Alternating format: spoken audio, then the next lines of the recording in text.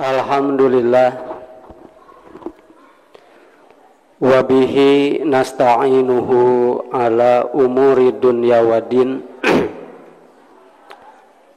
wa ashhadu an la ilaha illallah wahdahu la syarikalah wa ashhadu anna Muhammadan abduhu wa rasuluhu alladzi la nabiyya ba'da amma ba'du.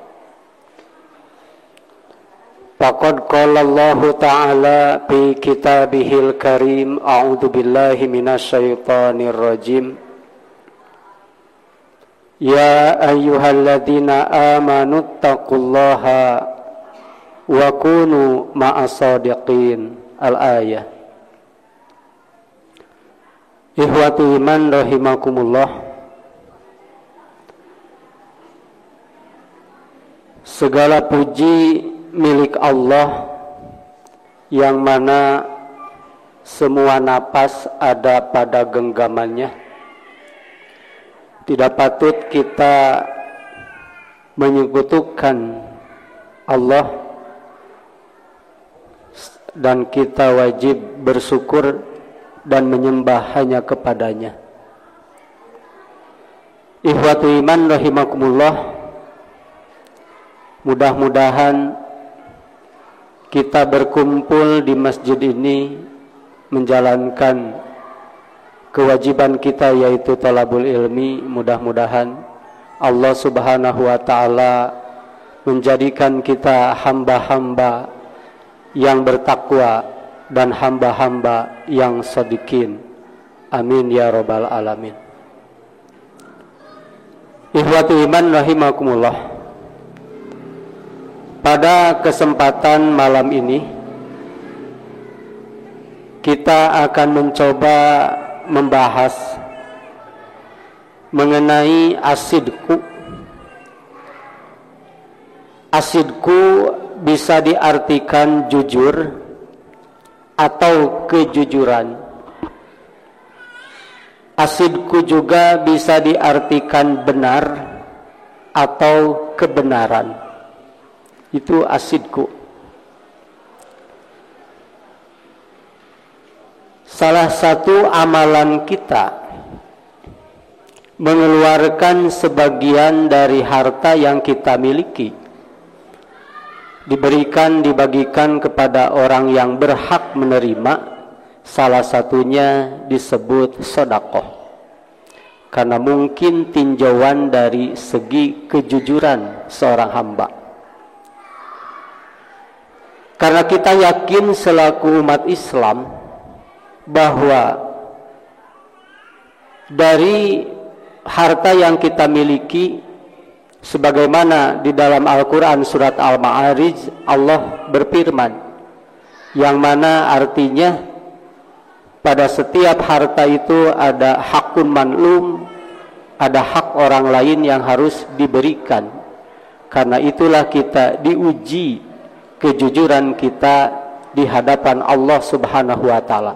Oleh karenanya disebut dengan sedekah. Sebalik daripada jujur apa Bu? Sebalik daripada jujur khianat, bohong, dusta. Berarti kalau orang yang tidak pernah bersedekah berarti dusta. Itulah mungkin tinjauan dari segi kejujuran. Ikhwatu iman rahimakumullah, jujur itu merupakan sifat yang mana sifat itu kadang ada, kadang tidak ada, kadang tetap, kadang tidak tetap. Belum tentu yang berbicara di depan itu sesuai dengan yang dibicarakan pada tema ini. Mungkin suatu saat ada, suatu saat tidak ada sifat ini. Oleh karena itu, tugas kita adalah memelihara kejujuran, yaitu dengan cara ikhtiar kita bagaimana supaya kita kejujuran itu tetap melekat ada pada diri kita. Jujur dan dusta itu bagaikan siang dan malam. Bila siang tiada, maka yang datang malam. Jika malam pergi, yang datang siang. Jika seseorang melakukan kejujuran, berarti bohong tidak ada. Tapi seseorang kalau melakukan kebohongan, pada saat itu kejujuran tidak ada. Ikhwatul iman rahimakumullah. Oleh karenanya, bagaimana supaya kita sifat jujur ini melekat ada pada diri kita? Maka Allah Subhanahu wa taala di dalam surat At-Taubah ayat 119 Allah berfirman, "Ya ayyuhalladzina amanu, hei orang-orang yang beriman, ittaqullah, bertakwalah kalian kepada Allah. Wa kunu, dan hendaklah kalian ada." Arti asli dari kunu itu karena yakunu artinya ada. Berarti wa kunu, dan hendaklah kalian ada. Ma'a, bersama, menyertai, beserta, as-sadiqin, orang-orang yang jujur, orang-orang yang benar. Ayat ini menunjukkan bahwa perintah kepada orang yang beriman supaya pertama bertakwa kepada Allah, dan yang kedua bergaul dengan orang-orang yang jujur. Gitu Bu. Supaya apa? Istilah Sunda, sosobatan sok maling tabiat. Kita diperintahkan oleh Allah supaya bergaul bersama orang-orang yang jujur. Cek bahasa urang mah sugan we ari gaul jeung jujur mah urang teh kabawakeun jujur. Mun kitu urang keur naon eta teh? Gitu Bu. Kunu ma'as shadiqin. Hendaklah kalian berada bersama orang-orang yang jujur. Ikhwatul iman rahimakumullah. Kita teringat kisah Fir'aun. Fir'aun yang raja pada waktu munculnya Nabi Musa. Fir'aun itu di dalam riwayat dikatakan suatu hari bermimpi, yang mana mimpinya itu dia melihat kobaran api di daerah Baitul Maqdis, di kahuruan Baitul Maqdis.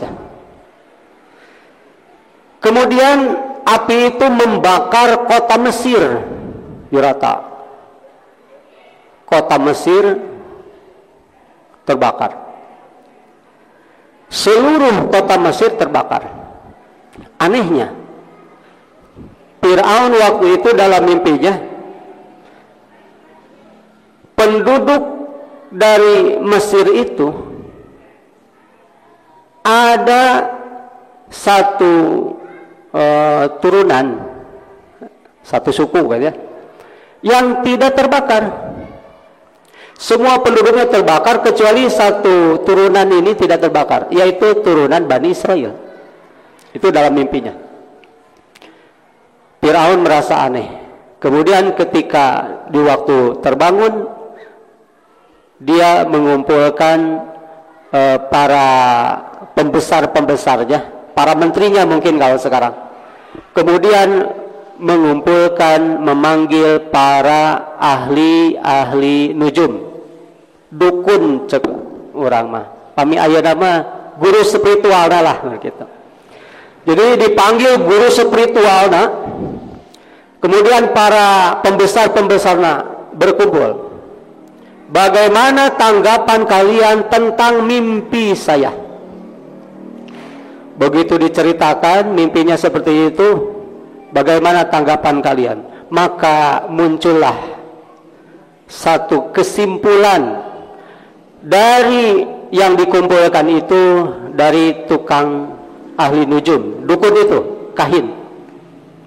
Itu pertanda baginda bahwa kekuasaan Anda ini tidak akan lama, dan tandanya Bani Israel tidak terbakar, nanti yang akan merebut kekuasaan itu adalah berasal dari kaum Bani Israel. Itu kesimpulan. Mendengar kesimpulan seperti itu, langsung Fir'aun membuat aturan langsung, aturan presiden menanya. Di Fir'aun langsung membuat aturan yang dimana diabadikan banyak dalam surat-surat Al-Baqarah pun ada. Yudabbihuna abna'ahum wa yastahyuna nisa'ahum. Itu aturan. Wayahna mulai besok, aturan barang siapa yang di kalangan Bani Israel yang melahirkan bayi laki-laki, bunuh. Tapi yang melahirkan bayi perempuan, biarkan. Wayastahyuna, membiarkan hidup. Coba, ujian terberat kalau di suatu negara gitu, diberlakukan seperti itu. Mau diurang mah kuatnya. Gitu. Nabi dina ayat nage di akhirna inna fi dzalika balaun. Juga inna fi dzalika, sesungguhnya dalam hal itu adalah ujian yang azim, sangat besar. Itu ujian. Ketika ditafakuri ya, Fir'aun berkesimpulan membuat aturan seperti itu karena ada usulan dari orang terdekat. Orang terdekat. Maka usulan-usulan ini mempengaruhi pemikiran Fir'aun. Disinilah pentingnya bahwa kita itu dekat dengan siapa, sifatnya bagaimana, ini harus diperhatikan. Oleh karena itu, kunu ma'as-shadiqin, haruslah kalian bergaul dengan orang-orang yang jujur gitu. Fir'aun ge kitu di babaturana eueuh nu areureg ge teu kabakeun areureg gitu. Maka ayat ini ada hubungannya dengan sabda Rasul, kullu mauludin yuladu ala fitrah. Setiap bayi yang dilahirkan itu dalam kondisi fitrah, suci. Setiap orang begitu dilahirkan tidak ada yang berdusta, tidak ada yang berbohong, tidak ada yang maksiat, fitrah. Tapi fa'abawahu, maka abawanya ini yang yuhawidanihi, yunasironihi, yumajisani, ini abawa. Bagaimana cara memelihara, menjaga keutuhan fitrahnya? Maka salah satunya yaitu dengan jalan, dengan siapa kita bergaul. Maka diawali dengan sifat kejujuran, asidku, oleh Allah ditunjukkan kunu ma'as-shadiqin, bergaulah, hendaklah kalian berada bersama orang-orang yang jujur, orang-orang yang benar. Ikhwatu iman rahimakumullah, kejujuran itu biasanya yang populer di masyarakat itu dari segi ucapan, perkataan. Biasanya kan jujur mah tina perkataan. Tapi setelah diungkap, ada istilah hasil dari analisis para ulama, diantaranya yang tercatat di kitab Taisirul Latif Al-Manan fi Khulasah Tafsiril Quran, jilid 2 halaman 360. Beliau mengatakan, asidku, jujur itu adalah istiwa'u dhahiri wal batini. Ini hakikat arti jujur. Istiwa'u dhahiri wal batini, seimbangnya amalan yang dohir, yang lahir, wal batini, dengan amalan yang batin. Amalan yang dohir itu apa yang terlihat secara kasat mata.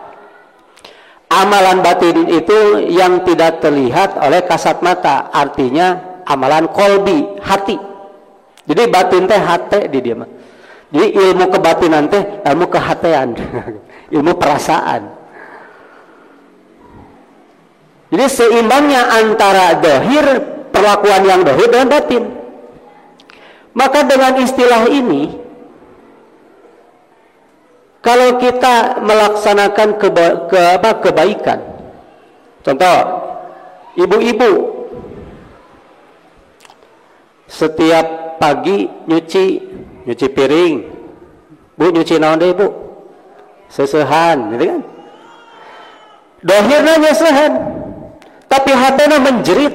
Nah, si bapak cenah ya tega temantuan cenah. Ah itu teh ibu teh henteu jujur eta teh. Jadi dohiriyah tidak seimbang dengan batiniyah. Tapi anggeus we nya eta teh. Tepikeun ka rengse gitu. Kita ngaji di sini pengajian. Tapi hati kita tidak hadir di ngaji ini. Urang cenah ngaji teh kapaksa. Sebab padahal era we kumitoha lamun teu ngaji sok dicarekan we. Ah itu ghairu sidqi, tidak jujur. Dohiriyah tidak seimbang dengan batinnya. Itu jadi kejujuran itu bukan hanya pada ucapan, tapi perlakuan dohir tidak sesuai dengan hatinya, itu pun disebut tidak jujur. Itu syarat yang pertama. Yang kedua, alal istiqomati ala siratil mustaqim. Baru dikatakan seseorang jujur ketika beramal apabila seimbangnya dohiriyah perlakuan lahir dan amaliyah batinnya seimbang secara istiqomah. Nah ini paling berat mah. Jadi syarat muka dua mah istiqomah. Seimbang nate istiqomah. Depi istiqomah teh apa? Pancen aja kuat kokoh. Dari koma yakumu, berdiri tegak gitu nya, kuat, istiqomah, minta dikuatkan. Jadi seimbangnya perlakuan lahir dan batin ini istiqomah terus-terusan. Kan namina istiqomah mah henteu belang betong gitu. Tapi terus gitu istiqomah. Jadi satu kado. Berarti upami orang salat misalnya. Ibu teh takbiratul ihram, Allahu akbar.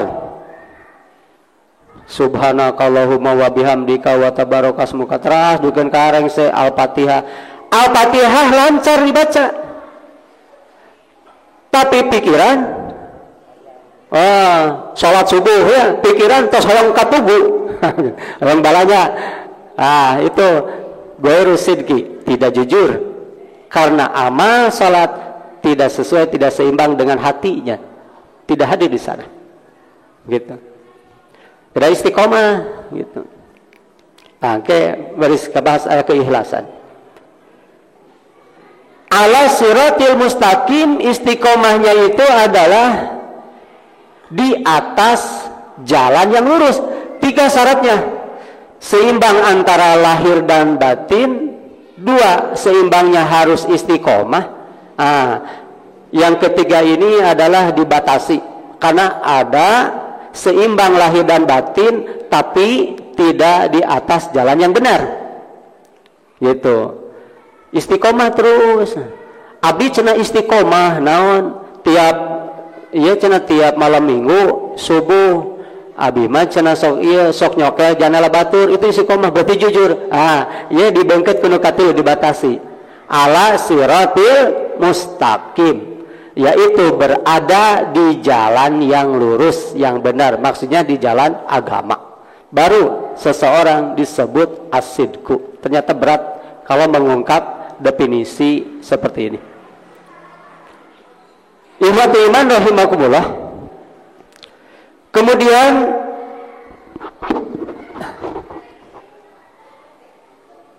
kejujuran itu terbagi kepada 4. Yang pertama, asidku fil aqaid atau fil akidah, kejujuran di dalam akidah. Jadi akidah pun, dalam keyakinan pun harus ada kejujuran. Jadi bukan dalam ucapan saja, akidah ge kudu jujur. Bagaimana akidah jujur dalam akidah? Antakuna aqidatul abdi shadiqatan salafiyatan mutalaqqatan an kitabillah wa sunnati rasulihi wa makana alaihi sahabatu. Seseorang akidahnya baru dikatakan jujur apabila si hamba tersebut membenarkan akan adanya Allah, meyakini keesaan Allah, kebesaran Allah, membenarkan dan meyakininya itu adalah sejalan dengan Al-Quran dan Sunnah Rasulullah. Akidah yang sesuai dengan Quran dan Sunnah Rasul dan yang sesuai dengan apa yang dijalankan oleh para sahabat, maka itulah akidah yang jujur. Itu. Jadi akidah yang jujur itu akidah yang sesuai dengan Quran dan Sunnah Rasul. Kita meyakini bahwa Allah itu tunggal dan Allah mempunyai sifat-sifat. Sabaraha bu sifat Allah teh? 100 kirang hiji. Nah, jadi hadis lagi gitu, 100 kirang hiji. Penyebat salapan-salapan. Sifat-sifat Allah tersebut, sifat Allah itu persis sesuai dengan zatnya. Kalau Allah mempunyai sifat Ar-Rahman, Ar-Rahim, zatnya juga seperti itu. Dan sifat Allah itu melekat tanpa batasan. Selamanya melekat. Kalau Allah mempunyai sifat As-Salam, As-Salam itu artinya selamat, bisa yang punya keselamatan atau yang menyelamatkan, itu As-Salam. Sifatnya As-Salam, selamat, dan zatnya pun selamat. Itu sifat Allah. Kalau Allah mempunyai sifat Ar-Razzaq, Maha memberi, sesuai dengan zatnya. Zatnya Allah itu selamanya suka memberi. Bahkan ini dibuktikan dalam surah Al-Fatihah. Salah satu bukti Allah itu memberi tanpa batasan, maka disebut namanya Ar-Rahman. Ar-Rahman itu sifat Maha Pemberi Allah yang tanpa batasan. Jangankan umat yang beriman, orang kafir pun diberi oleh Allah rezeki. Itu Ar-Rahman. Tepandang kafir, tepandang mumin, dipasihan. Tesugan maneh mah tara salat wayahna sabulan mah bisa ngahuap henteu. Sadana tiasa ngahuap, barenu kafir, barenu mumin. Itu Ar-Rahman. Sifat dan zatnya itu sama. Tapi kalau sifat manusia, sifat Allah dipakai dipakai nama kepada manusia. Itu bukan artinya manusia itu selamanya seperti itu, tapi ini doa, harapan. Jika seseorang dikasih nama Sholihin, itu bukan berarti orang ini selamanya soleh, tapi mudah-mudahan soleh. Gitu. Aya kalana solih, punten namanya ada contohnya, punten. Aya kalana solihin, tapi kita punya kabar di medsos di penjara karena mabuk. Itu kan patojaniyah gitu. Itu sifat manusia. Ada kalanya manusia itu dinamai Pak Selamat, tapi kita dapat kabar kecelakaan. Gitu. Itu namanya sifat manusia. Gitu. Itu doa. Nah, Allah itu kan sifatnya banyak. Kita tahu dalam Al-Quran dan Sunnah Rasul, Allah Maha memberi rezeki, Allah Maha pemaaf dan lain sebagainya. Tapi ketika akidah kita ongkoh ke Allah teh meyakini Maha Pemberi, tapi kita suatu saat dikasih musibah, ditimpa musibah, ari lompat teh sanes ka Allah, tapi ngadon kadukun. Nah, gitu. Ngadon kadukun kakahin, ka paranormal. Terus naon deui istilahna teh? Dukun, paranormal, orang pintar. Cek nu bodoh. Orang pintar. Nah, ini tidak jujur. Artinya apa yang dia yakini dengan apa yang dia perbuat dari segi akidah itu ghairu sidqi, tidak jujur, artinya membohongi akidahnya. Oleh karenanya as-sidqu fil aqaid, kejujuran di dalam akidah itu harus ada. Harus ada. Yang kedua, as-sidqu fil akhlak, kejujuran di dalam akhlak, perilaku, karakter, akhlaktiganya terus jadi bahasa orang, sudah menjadi bahasa kita akhlak itu. Akhlak diterjemah akhlak juga. Itu paling sulit. Kalau bahasa Arab yang diterjemah oleh bahasa kita masih itu juga, berarti ada definisi yang agak panjang gitu. Singkatnya akhlak teh perilaku, yaitu an yakunal qalbu mal'anan minal imani wal ikhlasi waraghbah, hati yang sangat dipenuhi dengan keimanan, keikhlasan, kecintaan kepada Allah, menasehati wa nasihati li ibadillah, kepada sesama hamba Allah, wa mahabatil khairi lahum, dan gemar berbuat kebaikan kepada sesama hambanya. Maka kalau perlakuan seperti ini ada pada diri kita, berarti kita sudah termasuk orang yang jujur akhlaknya. Ikhlas, selalu ikhlas dalam berbuat, rogbah, mencintai, kecintaan kepada Allah, wa nasihah. Nah, ini nasihat, saling menasehati. Apapun ilmu yang kita miliki, yang kita terima, langsung disampaikan lagi. Balighu ani walau ayatan, sampaikanlah dariku walaupun satu ayat. Gitu, sampaikanlah. Kemana nyampaikannya? Kasaha bu? Ibu ka suami, suami ka ibuna, ka pala putrana. Itu kan bebas eta mah. Anu kajangkau kurang. Kalau kita sudah menjalankan saling menasehati antar sesama hamba, berarti akhlak kita itu sudah termasuk jujur, saling menasehati. Wa mahabatil khairi lahum, dan bergemar berbuat kebaikan kepada mereka.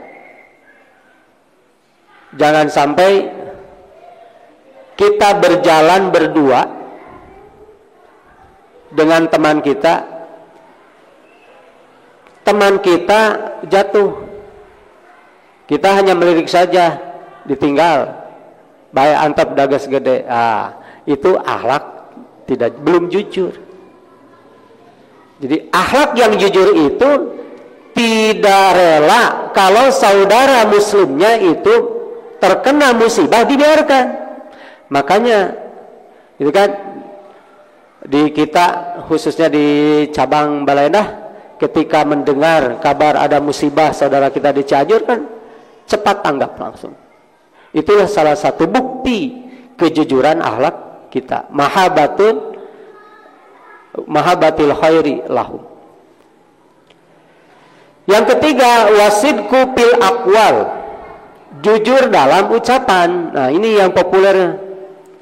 jujur dalam ucapan, yaitu an yakuna qailan lisidqi musaddiqan bihi, yaitu berkata benar dan membenarkan, maksudnya merealisasikan terhadap apa yang diucapkannya. Kalau yang diucapkannya itu A, maka perilaku harus direalisasikan A tersebut. Kalau yang direncanakan, yang diucapkannya itu B, maka harus B. Kalau yang dijanjikannya itu C, maka harus C. Gitu. Itu as-sidqu fil aqwal. Kalau saya terpilih nanti jalan ini nyaho halus gitu. Misal, itu kan aqwal. Kalau memang ketika terpilih tidak direalisasikan, misusahnya maka itu termasuk tidak jujur fil aqwal. Gitu. Tak sekedap berikan mungkin bakal aya nu karitu. Tapi aya memang anu ngajanjikeun di aspal jalan teh. Tapi pas begitu pemilihan teu kapilih. Minta ganti sabab terjadi aya anu gitu. Eta gugur jujurnya itu tidak jadi. Jujurnya itu tidak jadi. Jadi selaku umat yang beriman itu antara ucapan dan amalan itu harus sejalan. Yang keempat, wasidqu fil a'mal, kejujuran dalam amal. Amal pun harus jujur, yaitu diantaranya al-ijtihadu fi takmiliha wa itqaniha, bersungguh-sungguh dalam menyempurnakan amal-amal kebaikannya. Jadi bersungguh-sungguh amal itu. Ketika beramal itu asal. Ketika menjalankan ibadah itu tidak asal-asalan. Maka kita melaksanakan ibadah apapun bentuknya, tapi dijalankan, diamalkan, dilaksanakan dengan benar-benar serius, maka kita termasuk jujur fil amal, di dalam amal kita. Itulah kata para ulama, jujur itu harus ada di keempat aspek tersebut: akidah, akhlak, ucapan, dan amal. Maka kalau keempat-empat ini kita, sifat ini ada pada diri kita, maka yang selanjutnya Allah berfirman di dalam surat Al-Ahzab ayat 35, keutamaan orang yang jujur. Innal muslimina wal muslimat, sesungguhnya laki-laki muslim dan perempuan-perempuan muslim, wal mu'minina wal mu'minat, kaum mukminin dan kaum mukminat, wal qanitina wal qanitat, orang-orang atau laki-laki yang taat dan perempuan yang taat, wasadiqina wasadiqat, laki-laki yang jujur maupun perempuan yang jujur. Terusnya ujungna ya betiga ujungna. A'addallahu lahum, Allah pasti menjanjikan. Ada itu bisa diterjemah menjanjikan, bisa diterjemah menyediakan. Allah akan menyediakan atau menjanjikan lahum bagi mereka yang jujur magfiratan. Magfiratan itu ampunan. Jadi ku berbuat kejujuran teh, ampunan teh turun teh. Sekali berbuat kejujuran itu dosa kita terurai. Dosa kita itu terkikis. Ku jujur teh. Tapi sekali kita berdosa, dosa muncul. Itu maghfirah. Jadi Pak Bu, kita berdoa, ya Allah ampuni segala dosa-dosaku, dosa-dosa ibu dan bapakku, keluargaku dan sebagainya. Tapi ari kalakuan teu jujur, gitu kan? Ibadah asal-asalan, maka maghfirah itu terhambat, tidak ada. Kalau maghfirah sudah ada, berarti kan dosa-dosa habis terkikis, maka wa ajron, Jadi Allah itu memberikan keutamaan dua ya. Wa ajron, ajron itu upah, pahala. Jadi yang namanya upah itu kan di akhir. Kerja dulu baru upah. Iyyaka na'budu wa iyyaka nasta'in. Hanya kepadamulah kami beribadah, itu kerja. Wa iyyaka nasta'in, dan hanya kepada engkaulah kami meminta pertolongan. Artinya pertolongan itu kan upah. Kerja dulu baru ditolong. Ulah minta tolong heula kakara engke kerja. Tanu kitu mah eta mah tos biasa ngiridit nih biasa. Ikhwat iman rahimakumullah. Wa ajron azima, dan pahala azima yang luar biasa agungnya.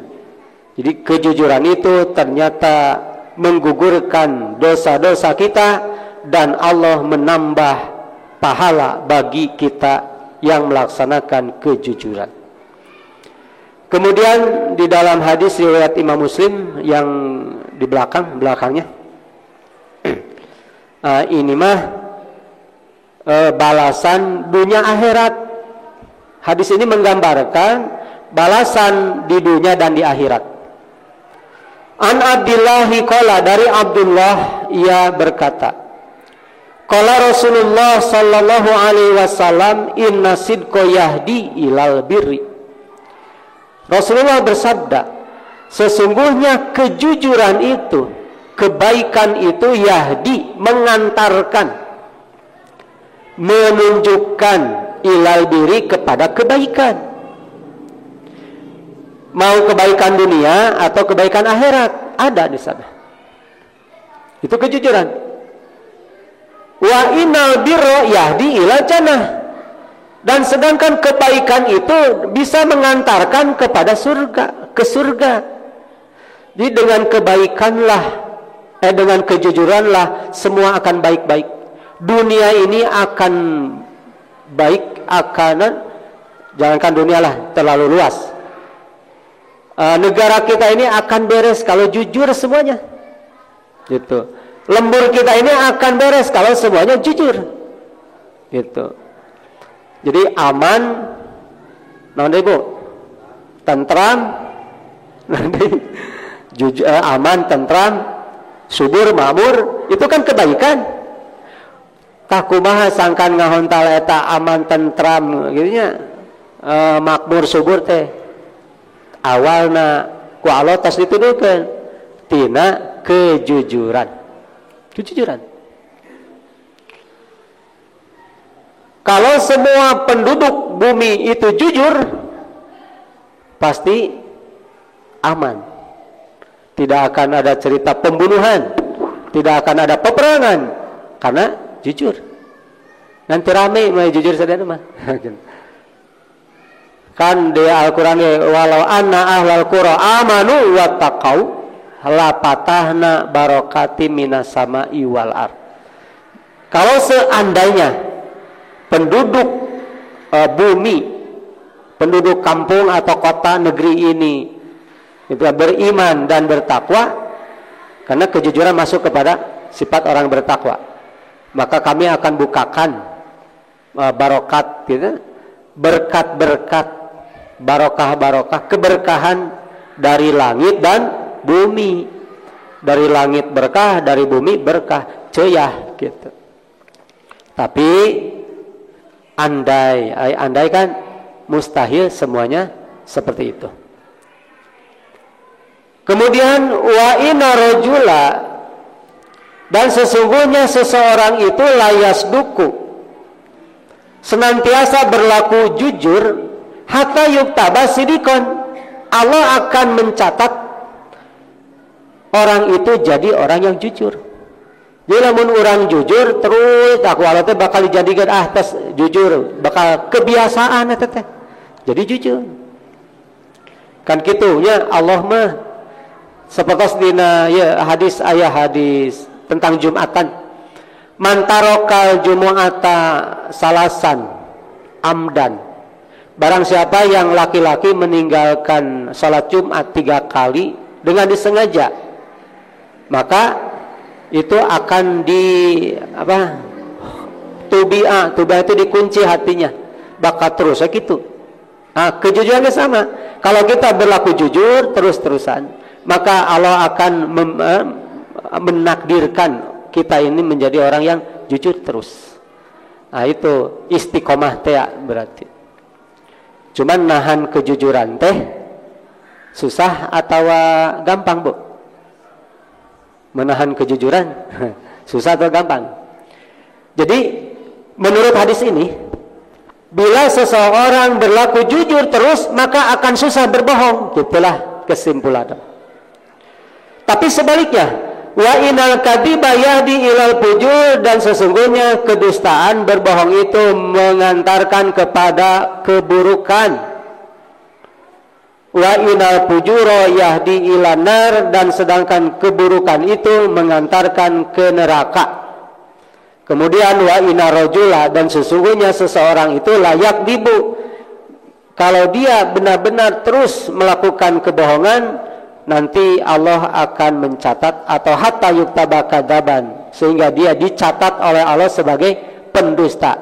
Artinya orang yang istiqomah dalam berbohong itu akan susah jujur.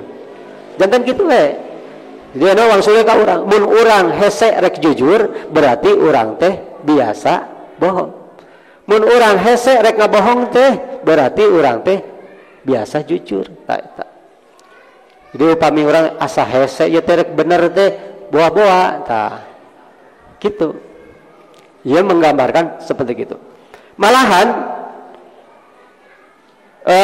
Ahasan itu di dalam buku soal jawab, waktu itu saya baca-baca tentang hadis-hadis tentang mimpi, tawil mimpi.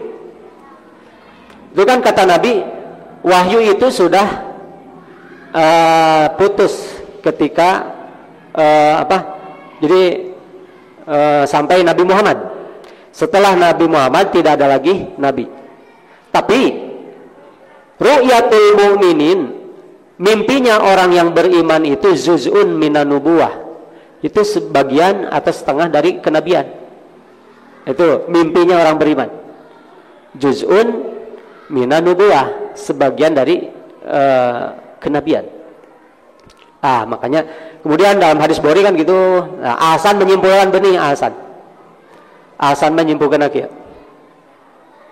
orang mukmin yang bermimpi itu bisa kenyataan, bisa tidak, tergantung orangnya. Kalau orangnya suka berbohong, maka mimpinya pun bohong. Tapi kalau orangnya selalu istiqomah dalam kejujuran, ini ada kalanya mimpinya benar. Gitu, Bu. Pami ibu ngimpen di pacok orai. Suka teh anan sok pernah ibu mimpi buruk, pernah ya?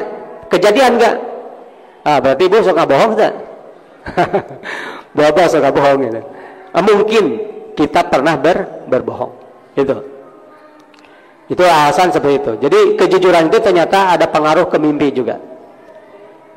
Hadis yang terakhir sajalah ini ya. Ciri orang yang jujur itu tenang, tentram, tumaninah. Jadi ciri orang yang jujur mah tenang. Berarti anu teh jujur mah rarusuh gitu. Rusuh. Ini hadisnya Tirmidzi.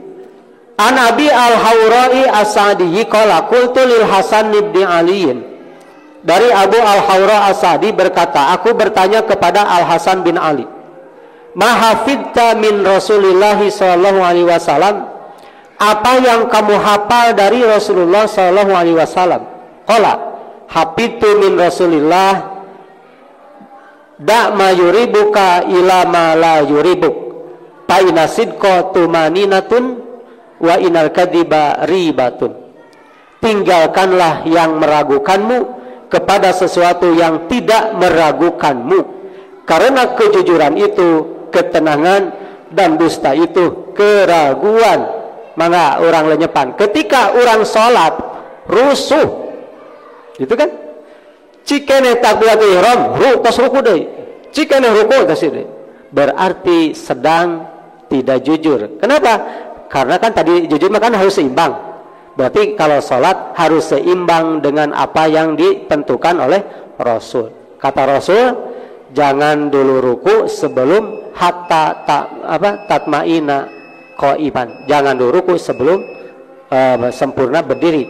Jangan dulu sujud sebelum sempurna ruku. Itulah harus seimbang sholat antara praktek dengan bimbingan dari Rasul. Kalau kita prakteknya berbeda dengan bimbingan Rasul, berarti tidak jujur di dalam ibadah. Itu ya, ciri orang yang jujur mah ketenangan atau ketentraman. Hadis yang terakhir mah itu mah silahkan bonus dibaca sendiri saja. Karena mungkin dicukupkan sekian. Mudah-mudahan ada guna dan manfaatnya, khususnya bagi kami yang menyampaikan, umumnya bagi ikhwati iman rahimakumullah. Rabbana atina fid dunya hasanah wa fil akhirati hasanah wa qina adzabannar. Aqulu qauli hadza wa astaghfirullah li wa lakum. Wassalamualaikum warahmatullahi wabarakatuh.